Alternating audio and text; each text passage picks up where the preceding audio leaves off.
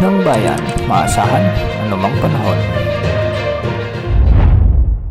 Magandang oras po sa ating lahat, narito na ang latest update sa lagay ng ating panahon ngayon at sa susunod na 24 oras. Sa kasalukuyan ay tatlong weather systems ang nakakaapekto ngayon sa ating bansa. Una rito ang shear line, pangalawa naman ang intertropical convergence zone at pangatlo naman ang northeast monsoon o ang amihan. Dahil nga sa Intertropical Convergence Zone o ITCZ, magiging maulap ang mga kalangitan na may mga kalat-kalat na pagulan at pagkidlat-pagkulog sa buong Mindanao, kasama na ang Eastern Visayas, Central Visayas, Negros Island Region, kasama na ang Palawan.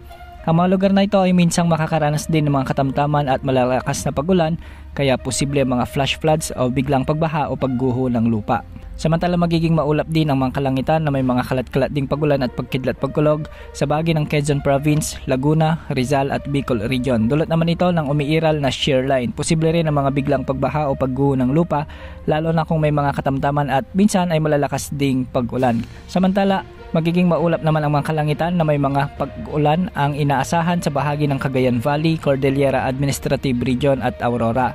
Dulot naman ito ng umiiral na northeast monsoon o amihan, kaya posible rin ang mga biglang pagbaha o pagguho ng lupa kung may mga umiiral ding mga katamtaman at malalakas na pag-ulan.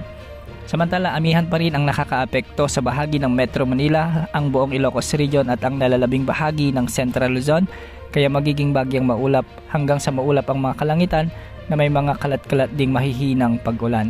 Sa nalalabing bahagi ng ating bansa ay mga localized thunderstorms naman ang posibleng magdulot ng mga pag-ulan o minsan ay mga bahagyang maulap hanggang sa maulap na kalangitan na may mga kalat-kalat na mahihinang pag-ulan at pagkidlat pagkulog.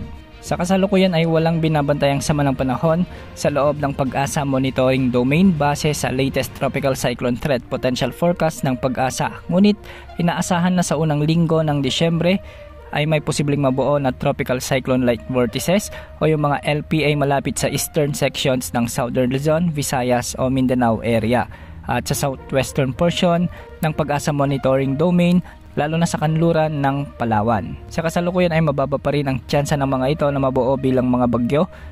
Dahil dito, hindi inaasahan ang pamumuo ng mga bagyo sa loob ng forecast period na ito. Bukas asahan pa rin ang pag-iral ng shear line, intertropical convergence zone at northeast monsoon sa buong bansa. Yan muna ang update sa lagay ng panahon. Ito po ang weather update ng bayan, maasahan anumang panahon.